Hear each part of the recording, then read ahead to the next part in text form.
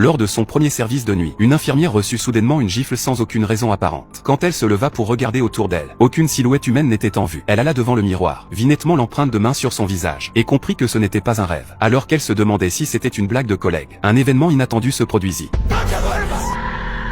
L'histoire se passe dans un hôpital au Mexique. Le jour de son premier jour de travail, Anna fut affectée au service de soins intensifs pour le service de nuit. Seule, l'infirmière responsable lui remit les clés et la mit en garde. Si elle croisait d'autres infirmières pendant le service de nuit, elle ne devait absolument pas leur parler. Après le départ d'Anna, une infirmière dit qu'il fallait lui dire la vérité, mais l'infirmière responsable n'avait visiblement pas cette intention. Quand Anna arriva au service de soins intensifs, le couloir vide lui donna une impression terrifiante. Elle rassembla son courage et commença à travailler. Au début tout se passa bien, mais alors qu'elle s'apprêtait à changer le pansement d'un patient, elle entendit soudain du chant venant du couloir. Anna sortit prudemment pour vérifier, mais le couloir était complètement désert.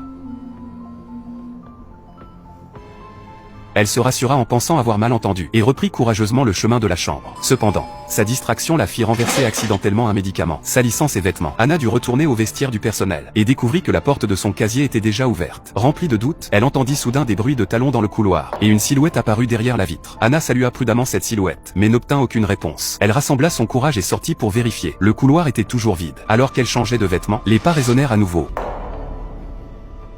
Elle passa la tête derrière son casier, et vit que la silhouette portait une coiffe d'infirmière, se déplaçant de façon rigide comme un zombie. Anna resta pétrifiée de terreur, fixant intensément la silhouette, qui semblait sur le point d'entrer dans le vestiaire, mais l'instant d'après elle avait disparu. Anna ne croyait pas aux fantômes, donc elle pensa que ces événements étranges étaient sûrement des farces de ses collègues. Elle n'y réfléchit pas davantage, car un patient l'attendait pour recevoir une injection. Anna retourna précipitamment dans la chambre, et quand elle s'apprêtait à injecter un analgésique à un patient masculin, il dit qu'il avait déjà été soigné par une infirmière en cape noire. Anna vérifia rapidement les dossiers, et découvrit effectivement une signature inconnue ajoutée, et que certains analgésiques sur le plateau avaient disparu. Étonnée par le comportement extrême de ses collègues, elle courut au poste des infirmières pour les interroger. Mais les collègues répondirent qu'Anna était la seule à posséder la clé du service de soins intensifs. Elle ne pouvait donc pas y entrer. De plus, la cape noire était l'uniforme des infirmières d'il y a un siècle, déjà abandonnée. Cette collègue l'a mis sérieusement en garde. Le service de soins intensifs est hanté depuis toujours. Elle ne devait donc en aucun cas dormir pendant le service de nuit. Anna resta stupéfaite, et regretta soudain d'avoir accepté ce travail. Revenant lourdement au service de soins intensifs, les lumières du couloir commencèrent à clignoter violemment. Les pas et le chant se mêlèrent à nouveau en écho, et une ombre sinistre émergea lentement d'un coin. Anna retrouva son courage, avança lentement, désireuse de voir à quoi ressemblait vraiment ce fantôme.